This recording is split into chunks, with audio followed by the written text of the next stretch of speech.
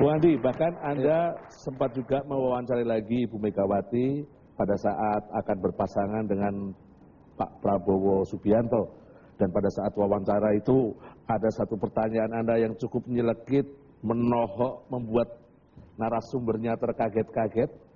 Sekarang sebelum kita bicarakan, kita lihat dulu cuplikannya.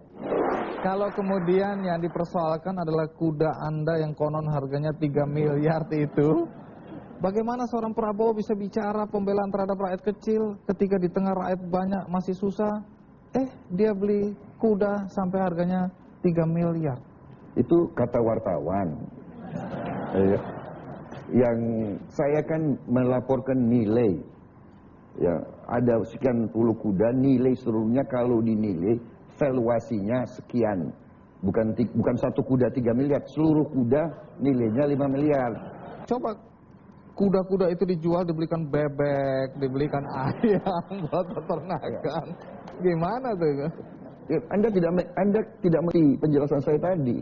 Itu ya. Saya mau tanya sekarang, nilai kehormatan bangsa Anda nilai berapa? Dibandingkan bebek-bebek tadi ya. Iya, coba bandingkan.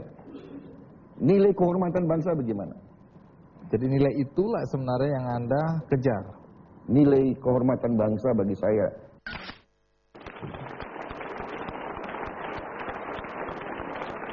Anda ini nekat banget gitu loh. Dia itu mantan jenderal loh. Kok berani-beraninya? Pertanyaannya senyelekit itu apa nggak takut diculik? Hah? Tampak betul Pak Prabowo itu ekspresinya marah banget dengan pertanyaan yang tidak senonoh itu. Apa yang terbersit dalam pikiran Anda? Waktu itu saya tidak sadar, tapi banyak orang yang mengatakan Pak Prabowo marah. Karena mimiknya, gesturnya ya, body language-nya.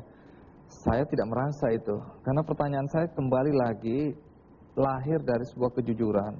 Saya tidak punya agenda apa-apa di situ. Saya hanya memindahkan pertanyaan yang ada di dalam masyarakat. Pertanyaan itu terutama oleh lawan-lawan politiknya waktu itu mengatakan, coba cek track record dari Prabowo. Dia itu hidupnya udah senang terus. Dia orang kaya, pengusaha. Terus bicara tentang kemiskinan. Kemiskinan apa yang sedang dibicarakan? Uang dia beli kuda aja harganya 3 miliar. Nah, ini kan sebenarnya pertanyaan yang harus saya tanyakan kepada Pak Prabowo. Nah, hal-hal semacam ini yang kemudian ya silahkan dijawab. Inilah panggung Anda untuk menjawab begitu. Tapi sampai saat ini sih hubungan saya dan Pak Prabowo tidak ada masalah. Jadi ini mungkin bukan... Anda aja yang mempermasalahkan itu. Jadi kesimpulannya kalau bertanya kritis itu bukan perkara berani atau takut, tapi kalau saya simpulkan dari pernyataan Anda, yaitu adalah jujur dan tulus, gitu Bung. Selama ini saya selalu merasakan seperti itu, karena saya tidak ikut dalam partai politik, tidak punya kepentingan politik. Saya ya jadi saya, seorang jurnalis yang mengungkapkan atau menanyakan apa yang menjadi pertanyaan masyarakat. Selesai sampai di situ.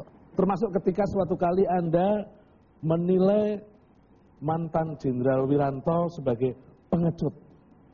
Ini pertanyaan nekat.